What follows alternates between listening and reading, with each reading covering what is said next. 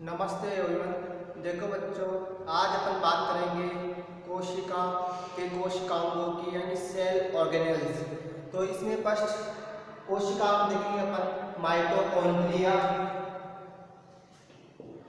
Mitochondria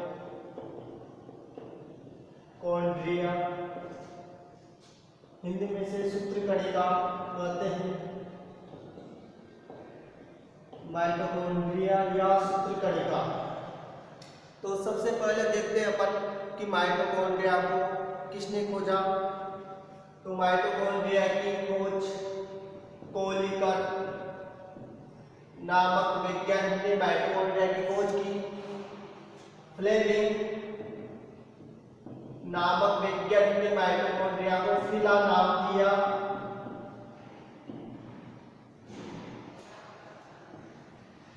Altman ने mitochondria को bioplast कहा और सीगेंडा ने माइटोकॉन्ड्रिया नाम दिया। तो कोलिकर ने खोज की, फ्लेमिंग ने फिला कहा माइटोकॉन्ड्रिया को, आल्टमैन ने माइटोकॉन्ड्रिया को बायोप्लास्ट कहा और अंत में सीगेंडा ने माइटोकॉन्ड्रिया नाम दिया।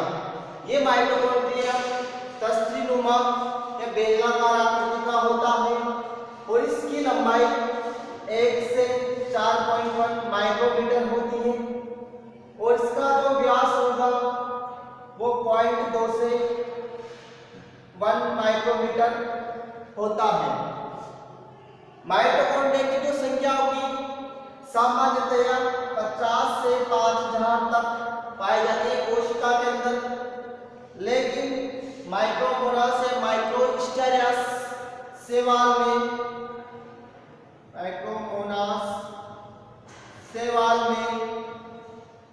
जो माइटोकॉन्ड्रिया की संख्या होगी वो 1 होती है और सबसे अधिक माइटोकॉन्ड्रिया केओस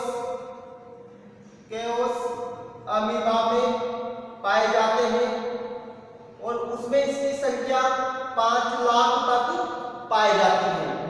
यानी अधिकतम संख्या 5 लाख तक हो सकती है केओस अमीबा में। जनरली तो 50 से 5000 तक पाई जाती है। माइटोकॉन्ड्रिया एक दोहरी झिल्ली वाला कोशिकांग होता है।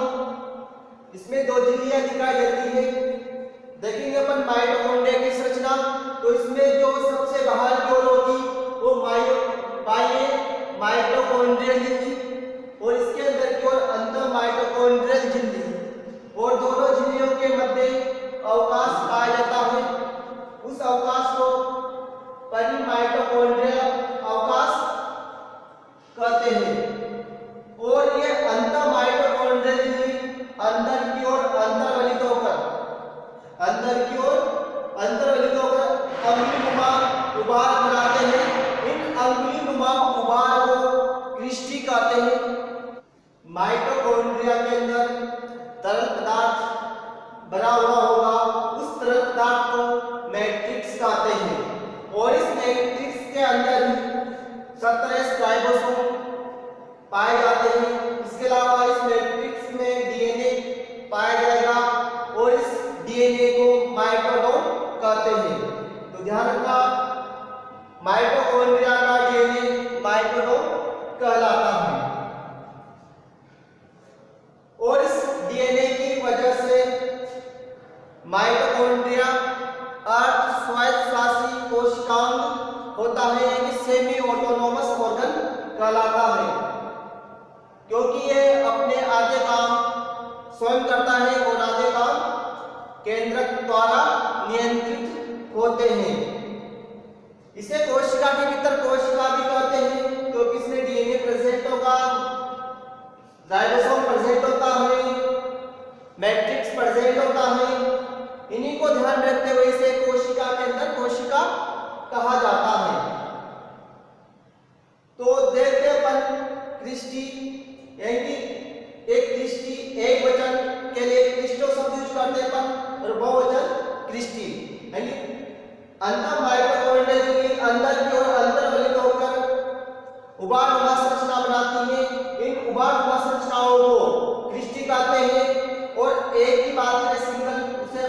क्रिस्टो कहेंगे। तो सिंगल की बात करते हैं अपन, सिंगल संरचना की। तो क्रिस्टो, तो इस क्रिस्टो में F1 कड़ियां ऑक्सीसोम कण पाए जाते हैं और ये F1 कड़ियां ऑक्सीसोम कण 100 एंगस्ट्रॉम की दूरी पर होते हैं और इस F1 कड़ियां ऑक्सीसोम कण का व्यास 85 एंगस्ट्रॉम होता है और इस क्रिस्टो में शोषण विकर पाए जाते हैं। शोषण विकर वायवीय शोषण से संबंधित होते हैं क्योंकि माइटोकॉन्ड्रिया ऑक्सीजन की उपस्थिति में इसके अंदर क्रेब्स साइकिल ईटीएस क्रिया संपन्न होती है जिसके द्वारा ऊर्जा का निर्माण होता है और इस ऊर्जा के निर्माण की वजह से माइटोकॉन्ड्रिया को कोशिका का ऊर्जाघर या पावर ऑफ सेल कहते हैं। और देखते हैं अपन ऑक्सीसोम या F1 कण की संरचना। ये एक ऑक्सीसोम की संरचना देखे अपन ने, तो ये शीघ्र वृंत और आधार 3 भाग में बटा होगा, हेड, स्टॉल और बेस। और इस सी भाग में एटीपी सिंथेटेज एंजाइम पाया जाता है और एटीपी सिंथेटेज एंजाइम एटीपी का निर्माण करता है। और इस माइटोकॉन्ड्रिया का जो निर्माण होगा वो विखंडन क्रिया द्वारा होता है, यानी कि पुराने माइटोकॉन्ड्रिया से ही नया माइटोकॉन्ड्रिया बनता है। और ये माइटोकॉन्ड्रिया प्रोटीन और लिपिड से बना हुआ होता है। F1 कण की खोज फर्नांडिस मोडाल ने की थी। F1 कण की खोज उसने देखा था सबसे पहले। देखते हैं अपन माइटोकॉन्ड्रिया के कार्य। तो फर्स्ट कार्य ऊर्जा उत्पादन में। माइटोकॉन्ड्रिया का कार्य ऊर्जा उत्पादन में होता है। माइटोकॉन्ड्रिया के द्वारा ईटीएस और क्रेब्स चक्र की क्रिया संपन्न होती है। ईटीएस F1 कण या ऑक्सीसोम कण पर संपन्न होगा और क्रेब्स चक्र माइटोकॉन्ड्रिया के मैट्रिक्स में संपन्न होता है जिससे ऊर्जा का उत्पादन होता है और इसी ऊर्जा को कोशिका अपनी जैविक क्रियाओं में काम में लेती है। सेकंड जो कार्य होगा शुक्राणु को गतिशीलता प्रदान करने में। शुक्राणु में माइटोकॉन्ड्रिया की एक पतली परत पाई जाती है, सर्पिलाकार परत पाई जाती है जिसे नेबल कर्णाचल कहते हैं, जो लगातार माइटोकॉन्ड्रिया को ऊर्जा प्रदान करती है। इसी ऊर्जा की वजह से शुक्राणु लगातार गतिशील बना रहता है। पीतक के निर्माण में वर्ग एम्फीबिया के सदस्यों में माइटोकॉन्ड्रिया के द्वारा पीतक का निर्माण किया जाता है। नए माइटोकॉन्ड्रिया के निर्माण में अधिकांश वैज्ञानिकों का मानना है कि पुराने माइटोकॉन्ड्रिया से ही नए माइटोकॉन्ड्रिया का निर्माण होता है। तो इसी के साथ अपन ने कंप्लीट कर लिया माइटोकॉन्ड्रिया। इसके बाद अपन नेक्स्ट कोर्स काम देखेंगे गोल्जी का खोज। कैमिलो गोल्जी ने की उल्लू की तंत्रिका कोशिका में आकार 0.5 से 1 माइक्रोमीटर होता है और इस गोल्जी का निर्माण सिस्टम डी से होता है। सिस्टम डी, इसके अलावा नलिकाएं, ट्यूब्यूल्स, पुट्टिकाएं, वेसिकल्स, इन सभी संरचनाओं से मिलकर गोल्जिकाएं का निर्माण होता है और ये गोल्जिकाएं कोशिका द्रव्य के अंदर केंद्रक के सम्मिलित एक प्यालेनुमा संरचना के रूप में पाई जाती है। इस गोल्जिकाएं में ध्रुवीयता पाई जाती है। इसमें 2 सतह पाई जाती है। नीचे वाली सतह को उन्नतोदर या सिस F सतह या फॉर्मेटिव सरफेस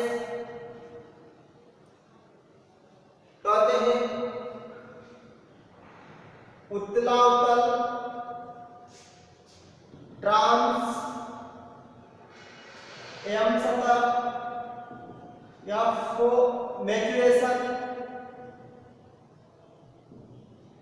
सतह कहते हैं,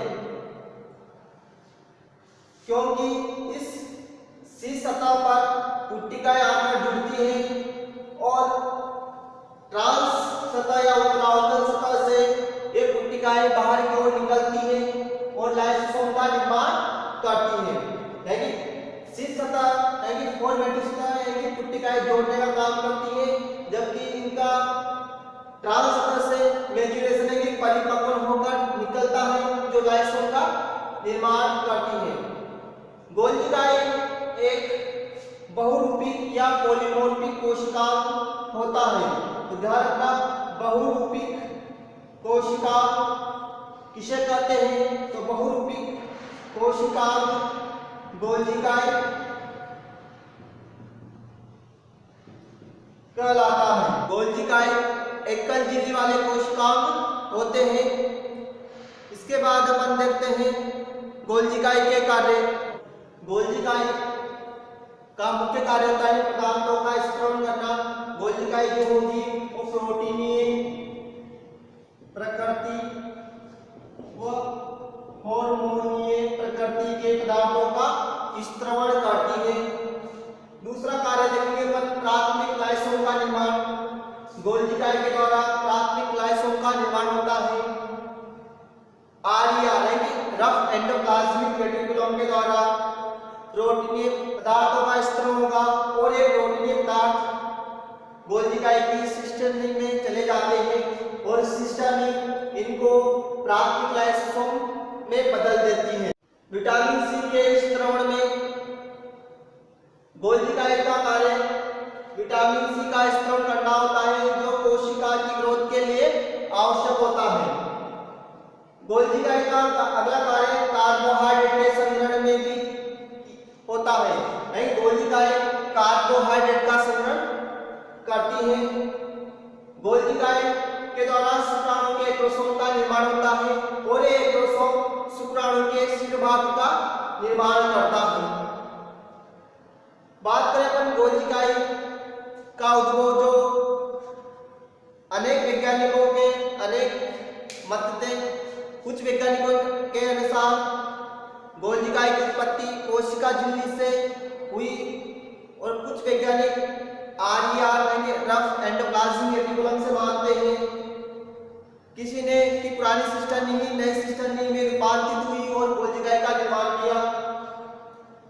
और गोल्जिकाएं प्रोटीन व लिपिड से बनी होती हैं। तो आज के लिए बस इतना ही। थैंक्स।